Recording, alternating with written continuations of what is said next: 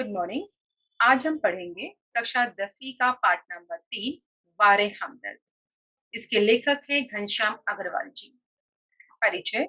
हमारे लेखक का जन्म 1942 अकोला महाराष्ट्र में हुआ है। प्रस्तुत हास्य व्यंग निबंध में लेखक ने दुर्घटना के माध्यम से विनोद को बड़े ही रोचक ढंग से व्यक्त किया है। विनोद का मतलब होता है मजाक। यानी आज एक दुर्घटना हुई है, वो एक विनोद यानी कि हंसते हंसते लेखक ने कैसे प्रस्तुत किया है। हमदर्दी भी कभी कभी किस तरह पीड़ादायी बन जाती है, यह बहुत ही सुंदर तरीके से दर्शाया है। पीड़ादायी मतलब कष्टदायी। तो यहाँ आज लेखक ने बताया है कि उनका एक्सीडेंट हो जाता है और एक्सीडेंट होने के बाद लेखक ने क्या-क्या झेला, वो लेखक आज के पाठ में बता रहे हैं। उस दिन जब मैं पूंजीवादी और समाजवादी अर्थव्यवस्था पर भाषण सुनकर आ रहा था, तो सामने से एक कार आ रही थी। पूंजीवादी का अर्थ होता है अमीर, समाजवादी इसका अर्थ है सामान्य वर्ग यानी कि मिडिल क्लास, और जिसमें गरीब जो होते हैं वो लोग भी आ जाते हैं। अब लेखक कहता है कि एक दिन वो भाषण सुनकर आ रहा था, किनके बीच का? तो पूंजीवादी और समाजवादी लोगों के बीच का वो अर्थव्यवस्था पर भाषण सुनकर आ रहा था। भाषण के प्रभाव से मेरी साइकिल को अधिक जोश आया या कार को अधिक गुस्सा। तो लेखक का मानना है कि वो साइकिल पे था, तो मान के चलेंगे ये अपना लेखक है। वो साइकिल पर भाषण सुन के जब वापस आ रहा था, जब साइकिल चला रहा था आते वक्त, तो वो उसी भाषण के प्रभाव में था और उसकी जो साइकिल है एक कार से जाकर टकरा जाती है। यह मैं निश्चित रूप से नहीं कह सकता, किंतु मेरी साइकिल और वह कार जब करीब आए, तो विरोधियों की तरह एक दूसरे को घृणा की नजरों से देखते हुए आपस में जा भिड़े। घृणा का मतलब होता है नफरत और भिड़ने का मतलब होता है टकरा जाना। मैंने खामखा पूंजीवादी और समाजवाद के झगड़े में टांग अड़ाई। तो लेखक का मानना है कि खामखा मैंने ये अमीर और गरीब या जो नेता लोग होते हैं इनके भाषण में अपनी टांग अड़ाई। अगर टांग नहीं अड़ाई होती और ना वहां सुनने गया होता, तो ना ही वापस आते वक्त मेरा एक्सीडेंट होता। तो मान के चलेंगे इस तरह से हमारे लेखक का एक्सीडेंट हो गया कार वाले के साथ। फलस्वरूप मेरी टांग टूट गई। दुर्घटना के बाद आज भी इंसानियत कायम है। इस दुर्घटना में लेखक की टांग टूट जाती है और लेखक कहता है कि आज भी लोगों में इंसानियत कायम है।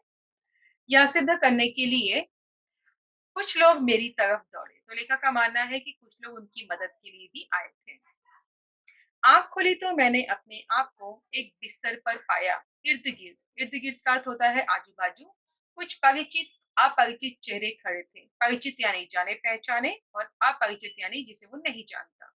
आँख खुलते ही उनके चेहरों पर उत्सुकता की लहर दौड़ गई। उत्सुकता यानी कि खुशी। मैंने कराहते हुए पूछा, मैं कहाँ हूँ? तो जैसे ही लेखक की आँख अस्पताल में खुलती है, तो उसने अपने आजू-बाजू कई लोगों को देखा। कुछ जाने-पहचाने चेहरे थे, कुछ अनजाने थे, और उन लोगों को लेखक के होश में आने पर बड़ी खुशी हुई और लेखक ने बड़े ही दर्द भरे आवाज़ में उनसे पूछा कि मैं कहाँ हूँ? आप सार्वजनिक अस्पताल के प्राइवेट वार्ड में हैं। सार्वजनिक का अर्थ होता है सरकारी यानी कि गवर्नमेंट हॉस्पिटल। तो लेखक को गवर्नमेंट हॉस्पिटल में वो लोगों ने डाला था, लेकिन वहाँ के प्राइवेट वार्ड में डाला था। आपका एक्सीडेंट हो गया था। सिर्फ पैर का फ्रैक्चर हुआ है।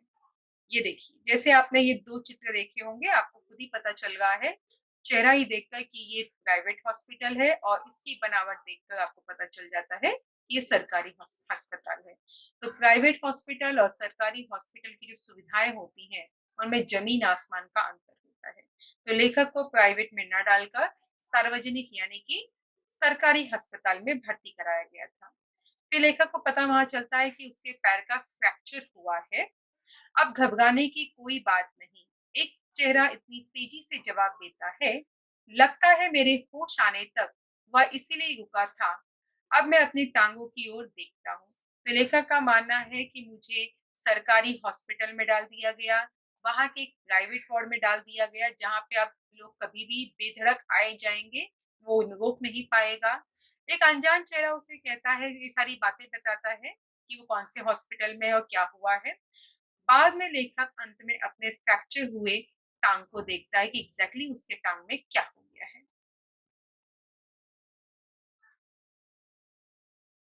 मेरी एक टांग अपनी जगह पर सही सलामत थी और दूसरी टांग रेत की थैली के सहारे एक स्टैंड पर लटक रही थी। मेरे दिमाग में एक नए मुहावरे का जन्म हुआ। टांग का टूटना यानी सार्वजनिक अस्पताल में कुछ दिन रहना। सार्वजनिक ख्याल आते ही मेरा दिल कांप उठा। अस्पताल वैसे ही एक खतरनाक शब्द होता है, तो यदि उसके साथ सार्वजनिक शब्द चिपका हो, तो समझो आत्मा से परमात्मा के मिलन का समय आ गया। अब देखिए, लेखक का मानना है कि जब उसने अपनी टांग को देखा तो एक टांग ये सही सलामत थी, दूसरी जो टांग थी वो फ्रैक्चर हुआ था और इस तरह से उसे सपोर्ट से टांगा गया था। अब टांगों को देखकर लेखक के मन में एक ख्याल आया, यानी कि मुहावरा आया। क्या मुहावरा आया? कि सार्वजनिक अस्पताल में कुछ दिन रहना टांग का टूटने का मतलब होता है। यानी जितना दर्द टांग के टूटने पर नहीं हुआ, उतना नरक या उतना दर्द अब वो सार्वजनिक अस्पताल में भोगने वाला है। अब ऐसा लेखक ने क्यों कहा? तो आप देख सकते हो, ये सार्वजनिक अस्पताल का दृश्य है। यहाँ पर बताया है मैंने कि कई लोग ऐसे भी होते हैं, गरीब लोग, जिन्हें सार्वजनिक अस्पताल में भी बिस्तर नहीं मिल पाता अपने परिजनों के लिए। तो वो लोग अपने अपनों को लेकर इस तरह से जो कॉरिडोर होता है, जहाँ पे भी जगह मिलती है, वहीं पे वो अपनों को लेकर भर्ती हो जाते हैं। और इस तरह से सार्वजनिक अस्पताल में अभाव के कारण बहुत ज़्यादा तकलीफ होती है। तो लेखक को लगने लगा कि मानो अब वो भी उन अभावों से गुजरने वाला है। इसीलिए उसने कहा कि मानो अब मेरी आत्मा को परमात्मा के दर्शन होने वाले हैं। यानी कि अब डॉक्टर में, नर्स में, हर जगह उसे भगवान नज़र आने लगे और उसे ऐसा लगने लगा कि मानो कभी भी उसकी आत्मा उसे छोड़कर भगवान के पास जा सकती है। अब मुझे यूँ लगा कि मेरी टाँग का टूटना मात्र एक घटना है और सार्वजनिक अस्पताल में भर्ती होना दुर्घटना। तो लेखक का मानना है टाँग टूटना कोई बड़ी बात नहीं हुई, लेकिन टाँग टूटने के बाद मैं सरकारी अस्पताल में आया, ये सबसे ज़्यादा भयानक मेरे साथ हुआ है। टाँग से ज़्यादा फ़िक्र मुझे उन लोगों की हुई जो हमदर्दी जताने मुझसे मिलने आएँगे। ये मिलने-जुलने वाले कई बार इतने अधिक आते हैं और कभी-कभी इतना परेशान करते हैं कि मरीज का आराम हराम हो जाता है, जिसकी मरीज को ख़ास ज़रूरत होती है। तो लेखक का मानना है कि जितना टाँग टूटने पर मुझे दर्द नहीं हो रहा है, उतना अब ऐसे लोगों से मुझे डर लग रहा है, जो लोग मेरे पास मुझसे मिलने आएँगे, क्योंकि ये मिलने कम आते हैं और मरीज का आराम हराम करने ज़्यादा आते हैं। जनरल वार्ड का तो एक नियम होता है कि आप मरीज को एक निश्चित समय पर ही आकर तकलीफ दे सकें, किंतु प्राइवेट वार्ड एक खुला निमंत्रण है। तो लेखक का मानना है कि अगर लोगों ने मुझे इस तरह से जनरल वार्ड में रखा होता, जनरल वार्ड यानी जहाँ एक से ज़्यादा पेशेंट यानी कि मरीज भर्ती रहते हैं एक ही जगह पर। तो लेखक का मानना है कि अगर इस तरह से मैं जनरल वार्ड में होता, तो शायद ये जो मिलने-जुलने वाले आते हैं, ये एक निश्चित समय पर ही आते, यानी बेवक़्त आकर ये लोग हमें डिस्टर्ब नहीं कर सकते, क्योंकि वहाँ एक अकेला पेशेंट नहीं होता, काफ़ी सारे लोग होते हैं और सबकी सहूलियत के हिसाब से एक समय निश्चित किया जाता है।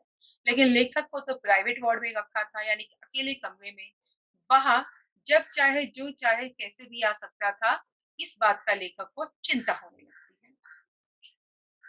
परिचितों, रिश्तेदारों, मित्रों, आओ, जब भी चाहे आओ, चाहे जितनी देर रुको, समय का कोई बंधन नहीं। अब लेखक का मानना है कि मेरे इस प्राइवेट वार्ड में कोई भी आ सकता है, परिचित आ सकते हैं, परिचित यानी कि जो हमारे आजू-बाजू होते हैं, जान-पहचान वाले होते हैं वो लोग, रिश्तेदार जिनसे हमारा खून का संबंध होता है और मित्र। तो उनका मानना था हर कोई आएगा और जो भी आएगा उसे हम रोक नहीं सकते, क्योंकि ये प्राइवेट वार्ड है। अपने सारे बदले लेने का यही सही वक्त है। बदले का बदला और हमदर्दी की हमदर्दी। मिलने वालों का ख्याल आते ही मुझे लगा मानो मेरी दूसरी टांग भी टूट गई हो। तो जैसे ही लेखक के मन में ख्याल आया कि अब बेवक्त कोई भी आ सकता है, आकर उसे डिस्टर्ब कर सकता है, तो ये ख्याल से ही वो काँप जाता है और उसे लगता है कि मानो उसकी दूसरी टांग भी अब टूट गई है और उसे बहुत ज़्यादा तकलीफ हो रही है। मुझसे मिलने के लिए सबसे पहले वो लोग आए जिनकी टांग या कुछ और टूटने पर मैं कभी उनसे मिलने गया था। तो सबसे पहले लेखक से मिलने वो लोग आते हैं जो लेखक कभी उनके पास गया था, वो लोग। मानो वे इसी का इंतजार कर रहे थे कि कब मेरी टांग टूटे और कब वे अपना एहसान चुकाए। इनकी हमदर्दी में यह बात छिपी रहती है कि देख बेटा, वक्त सब पर आता है। तो लेखक का मानना है लोग सिर्फ जताने के लिए अस्पताल एक-दूसरे से मिलने आते हैं, वरना उन्हें मरीज़ से कोई लेना-देना नहीं है। ये देखिए, यहाँ पे मैंने बताया है वेटिंग रूम, ठीक है?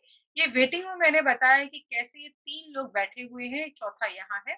ये तीनों लोग अपने-अपने कामों में व्यस्त हैं। किसी को मेकअप करना है, किसी को कोई समय देख रहा है, किसी को नींद आ रही है। यानी पेशेंट से मिलने आए, ये किसी भी एंगल से नहीं लग रहा है, बस ऐसा ही लग रहा है कि एक औपचारिकता यानी कि फॉर्मेलिटी निभाने के लिए लोग एक-दूसरे को अस्पताल मिलने जाते हैं और चेहरा दिखाकर वापस आ जाते हैं। इसी बातों का लेखक को डर लगने लगता है।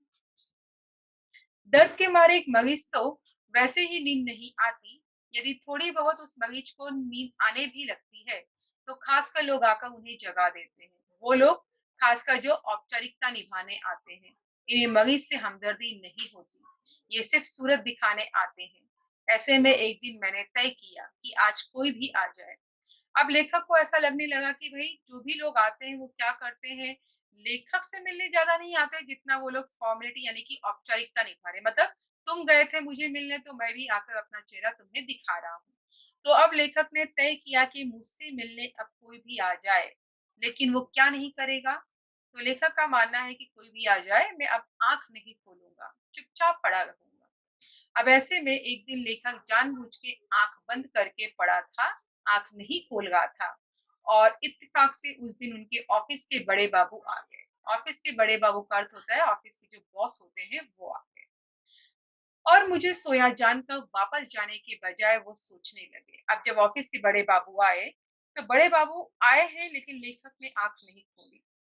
अब बड़े बाबू सोचने लगे कि यदि मैंने उन्हें नहीं देखा तो कैसे पता चलेगा कि वह मिलने आए थे। यानी कि जो बॉस थे वो सोच रहे थे कि अगर लेखक ने आँख खोलकर उन्हें नहीं देखा तो लेखक को कैसे पता चलेगा कि ऑफिस के जो बड़े बाबू यानी कि उनके बॉस है वो उनसे मिलने आए थे। अतः उन्होंने मुझे धीरे-धीरे हिलाना शुरू किया। आप देख सकते हो, धीरे-धीरे वो लेखक को इस तरह से हिलाते हैं। फिर भी जब आँख नहीं खुली, तो उन्होंने मेरी टाँग के टूटे हिस्से को ज़ोर से दबा दिया। अब बड़े बाबू ने जब हिलाया और लेखक ने नहीं खोली आँख, तो उन्होंने एक आइडिया लगाया और लेखक का जो पैर फ्रैक्चर हुआ था, वही पैर लेकर जो उनके बॉस थे उन्होंने उस पैर को दबा दिया। मैंने दर्द के मारे चीखते हुए जब आँख खोली, तो वह मुस्कुराकर बोले, "कहिए, अब दर्द कैसा है?" ये तो ऐसे ही हुआ जैसे जले पे नमक छिड़कना। जहाँ ऑलरेडी लेखक को दर्द हो रहा था, वही पैर को उनके बॉस ने दबा दिया और जब वो पैर को दबाया तो लेखक की दर्द के मारे आँख खोल देता है लेखक और जैसे ही लेखक ने आँख खोला, बड़े बाबू पूछते हैं कि कहिए, अब दर्द कैसा है? यानी दर्द देने के बाद पूछ रहे हैं कि दर्द कैसा है? मोहल्ले वाले अपनी फुर्सत से आते हैं। उस दिन जब सोनाबाई अपने 4 बच्चों के साथ आई, तो मुझे लगा कि आज कोई दुर्घटना होगी। सोनाबाई लेखक के मोहल्ले में रहती थी, वो अकेले नहीं आती है, अपने 4 बच्चों को लेकर लेखक से मिलने आई। तो ये हमारे लेखक हैं, ये हमारी सोनाबाई और ये उनके 4 बच्चे। आते उन्होंने मेरी ओर इशारा करते हुए कहा, "बच्चों, ये देखो चाचा जी।" उनका अंदाज कुछ ऐसा था जैसे चिड़ियाघर दिखाते हुए बच्चों से कहा जाता है ये देखो बंदर। यानी जब सोनाबाई ने अपने बच्चों को लेखक की तरफ इशारा करते हुए कहा कि बच्चों ये तुम्हारे चाचा जी यहाँ लेटे हैं, तो लेखक को लगा मानो कोई इंसान अपने बच्चों को चिड़ियाघर ले गया है और बंदर को दिखाकर इशारा कर रहा है कि इसे बंदर कहते हैं। बच्चे खेलने लगे। एक कुर्सी पर चढ़ा तो दूसरा मेज पर। सोनाबाई की छोटी लड़की दवा की शीशी, शीशी का अर्थ होता है बोतल, इंग्लिश में बॉटल कहते हैं, लेकर कथकली डांस करने लगी। तो सोनाबाई के जो 4 नटखट बच्चे आए थे, एक बच्चा कुर्सी पर चढ़ गया, जो उनका दूसरा बच्चा था इस तरह से मेज यानी कि टेबल पर चढ़कर वो मस्ती करने लगा। सोनाबाई की एक लड़की थी, वो क्या करती है, दवा की शीशी यानी कि जो दवा की काँच की बॉटल थी, वो लेकर वो डांस करना यानी कि कथकली डांस करना शुरू कर देती है। रप-रप की आवाज़ ने मेरा ध्यान बटाया।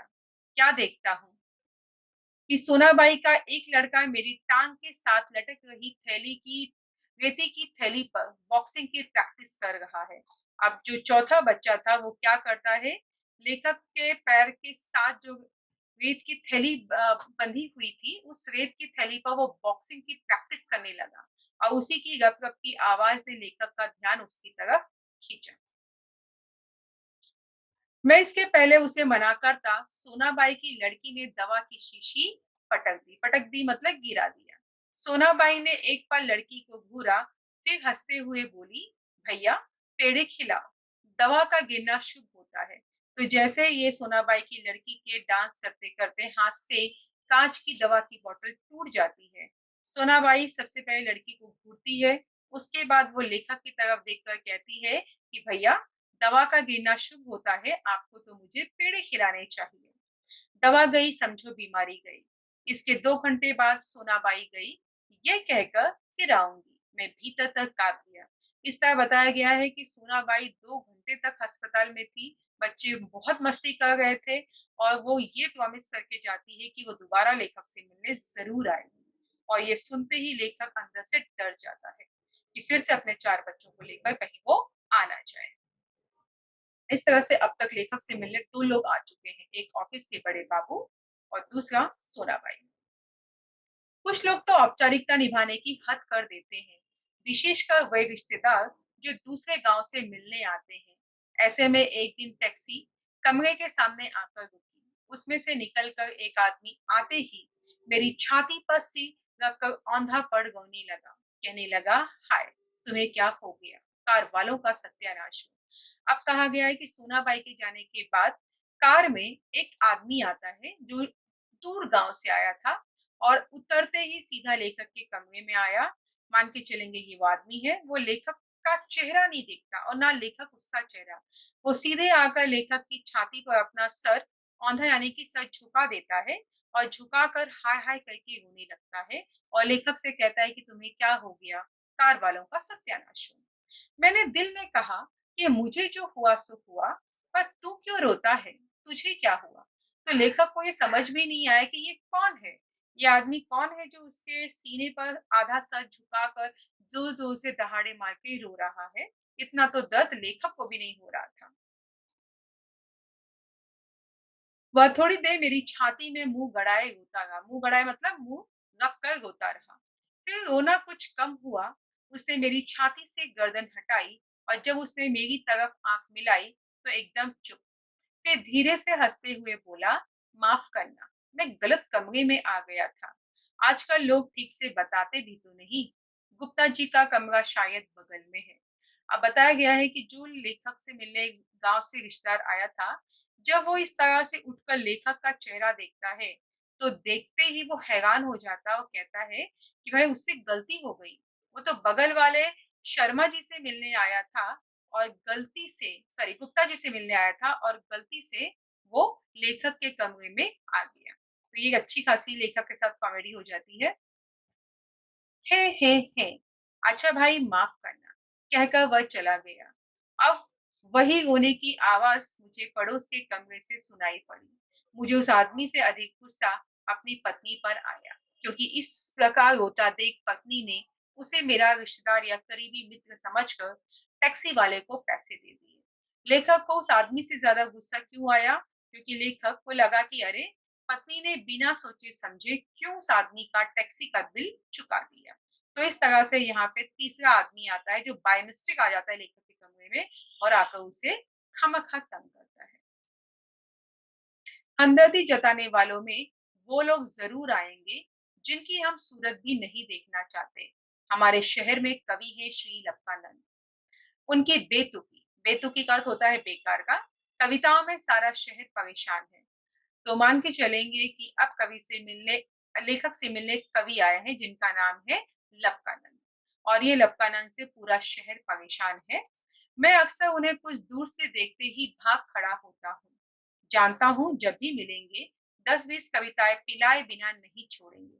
लेखक जब भी लक्कानंद जी को देखते हैं तो दूर से ही भाग जाते थे क्योंकि उन्हें पता था कि वो बोर करेंगे कविता सुना-सुना कर। एक दिन बगल में झूला दबाए आ पहुँचे, आते ही कहने लगे, तो जैसे लक्कानंद जी को पता चला कि लेखक का पैर का फ्रैक्चर हुआ है, तो वो उनसे मिलने कुछ दिनों के बाद आते हैं और आते ही क्या कहने लगे, तो कहते हैं, मैं तो पिछले 4-5 दिनों से कवि सम्मेलनों में अति व्यस्त था। यानी वो बहाना मारते हैं कि वो कवि सम्मेलन यानी कि एक सेमिनार में गए थे कवियों के, वहाँ काफ़ी व्यस्त यानी कि बिज़ी थे। सच कहता हूँ कसम से, मैं आपके बारे में ही सोचता रहा। अब वो ये भी फेंकते हैं कि भाई इतने दिनों तक मैं आपके बारे में सोच रहा था। रात भर मुझे नींद नहीं आई। और हाँ, रात को इसी संदर्भ में एक कविता बनाई। तो उन्होंने कहा लेखक को कि मुझे नींद नहीं आ रही थी जब से मैंने सुना कि आप अस्पताल पहुँच गए हो और यहीं पर मैंने एक कविता भी लिख डाली। यह कहकर झोले से वे डायरी निकाली और सुनाने लगे। अब देखिए उनकी कविता कैसी है। असम की राजधानी है शिलांग, मेरे दोस्त की टूट गई है टांग, मोटर वाले तेरी थी साइड गाँव। अब ऐसे फालतू कविता अगर सच में ये लक्कानंद अगर किसी को सुनाते थे, तो लोग इसीलिए डर के भाग जाते थे। और ऐसी फालतू कविता यानी बोर वाली कविता, बोरिंग वाली, अब वो आकर हमारे लेखक को सुनाना स्टार्ट करते हैं।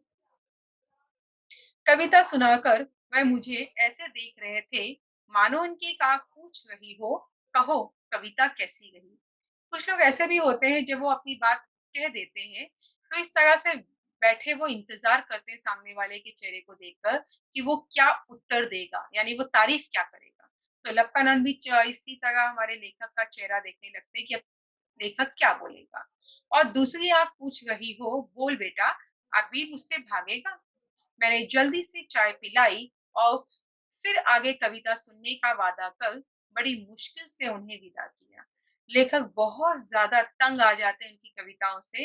लेखक चाय मँगाते हैं, लक्कानंद जी को चाय पिलाते हैं और ये वादा करते हैं कि ठीक होने के बाद वो उनकी कविताएँ सुनेंगे और इस वादे के साथ वो उन्हें अलविदा करते हैं हॉस्पिटल से। अब मैं रोज ईश्वर से प्रार्थना करता हूँ कि हे ईश्वर, अगर मुझे अगर तुझे मेरी दूसरी टांग भी तोड़नी हो तो जरूर तोड़, मगर कृपा कर उस जगह तोड़ना जहाँ मेरा कोई परिचित ना हो। अब लेखक इस तरह से सर पे हाथ रखकर सोचने लगता है, भगवान से कहता है कि अगर उन्हें उनकी दूसरी टांग तोड़नी है तो जरूर तोड़े। लेखक को इसमें उफ नहीं होगा, लेकिन टांग ऐसी जगह तोड़े जहाँ कोई भी उनका परिचित उनसे मिलने ना आ सके। उसके बाद लेखक कहता है, क्योंकि बड़े बेदर्द होते हैं ये हमदर्दी जताने वाले। तो लेखक का मानना है कि जब भी कोई अस्पताल मिलने आता है, वो सिर्फ एक फॉर्मेलिटी निभाता है। उसे आपके दर्द से, बहुत कम ऐसे लोग होते हैं जिन्हें दर्द से लेना-देना होता है, अदरवाइज़ कुछ लोग सिर्फ शक्ल दिखाते हैं और हमदर्दी जताकर निकल जाते हैं और दोबारा कभी पूछने भी नहीं आते। तो इस तरह इस पाठ से हमें ये सीख मिलती है कि जब भी हम किसी मरीज से मिलने अस्पताल जाएँ, तो हमें बहुत सारी बातों का ख़्याल रखना चाहिए। सबसे पहले ये कि मरीज को ज़्यादा तंग नहीं करना चाहिए। पूरे साफ-सफाई के साथ हमें उसके पास जाना चाहिए और इस बात का भी ध्यान रखना चाहिए कि हम अकेले जाएँ, छोटे बच्चों को ना लेके जाएँ। और इस तरह से इस पाठ से हमें सीख ये भी मिलती है कि जब भी हम अस्पताल जाएँ, तो लोगों का दर्द बाँटे, ना कि केवल चेहरा दिखाकर या औपचारिकता निभाकर वापस आ जाए।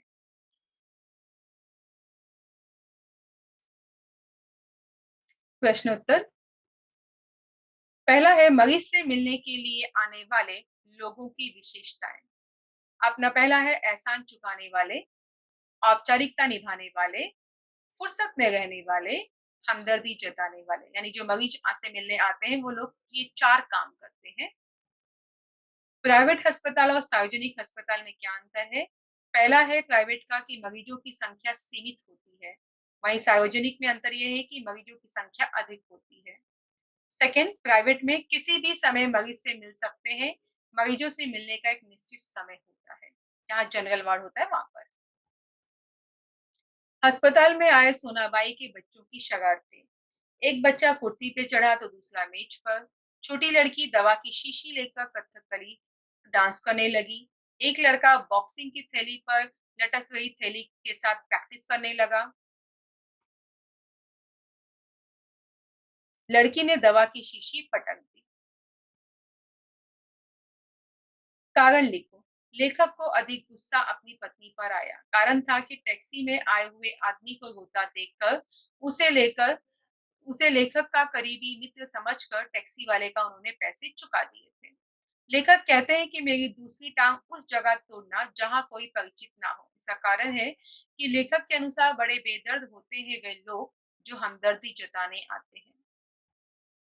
शब्द समूह के लिए एक शब्द लिखना है। पहला, वह स्थान जहाँ अनेक प्रकार के पशु-पक्षी रखे जाते हैं, उसे हम चिड़ियाघर कहते हैं। दूसरा, जहाँ मुफ्त में भोजन मिलता है, उसे हम भंडारा कहते हैं। उपसर्ग और प्रत्यय, दर्द का उपसर्ग हुआ हमदर्द और प्रत्यय हुआ दर्दनाक। निश्चित का उपसर्ग है अनिश्चित और प्रत्यय है निश्चितता। अभिव्यक्ति यानी कि आपका स्वामत का प्रश्न है मरीज से मिलने जाते समय कौन सी सावधानियां बरतनी चाहिए। बरतनी का मतलब होता है कौन सी सावधानी हमें रखनी चाहिए। इसका उत्तर आपको 8 से 10 पंक्तियों में लिखना है। आशा करती हूँ आपको ये पाठ अच्छे से समझ में आ गया होगा। धन्यवाद।